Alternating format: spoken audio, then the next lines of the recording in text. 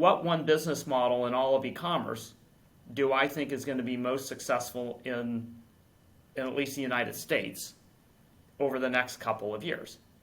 And that time I actually got it right, thinking about a 2-year or 3-year time horizon, and wrong for longer. I bet on eBay.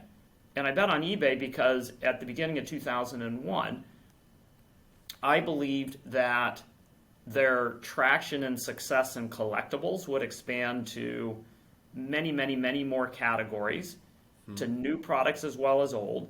And they had to go through a real e-commerce transformation, because at the time you could win an auction on eBay, but you couldn't pay for it very easily, right? It wasn't true e-commerce. Just winning an auction isn't true e-commerce. You had to add the buy button and the checkout and all of that. And they had a fledgling service there that was maybe only 10% adoption.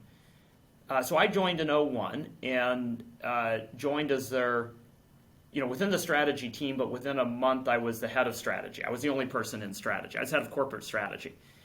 And the only thing worth truly sharing is I did a bunch of work there that I'm proud of, but the main thing was in '02, my second year.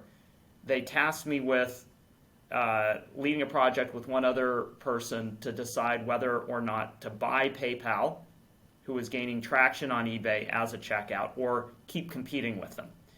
And I had internet payments background from the 90s when I was a consultant.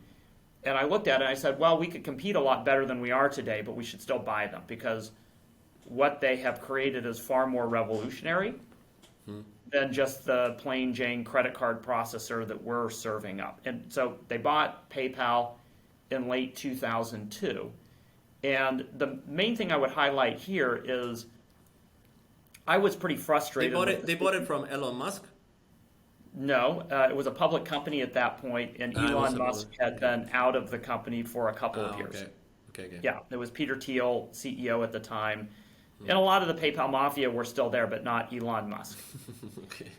Well, it was a culture clash. The two cultures just did not get along with each other. The eBay culture, a lot of MBAs and ex-consultants, kind of like me in terms of resume. And then the PayPal people were extraordinarily entrepreneurial, free-thinking, brilliant. There were so many geniuses there. But such a culture clash that when eBay bought them, nearly all of the PayPal team left. The leaders left, and they planned to leave. They weren't going to stick around and work for the MBAs and consultants. And I had this weird sort of opportunity at the time to go from one to the other. I had been frustrated working in the land of consultants and MBAs. I thought eBay had become far too analytical, far too risk averse, and not really customer focused, and certainly not innovative.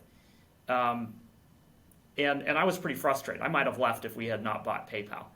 I certainly don't think I would have stayed within eBay happily for a long time.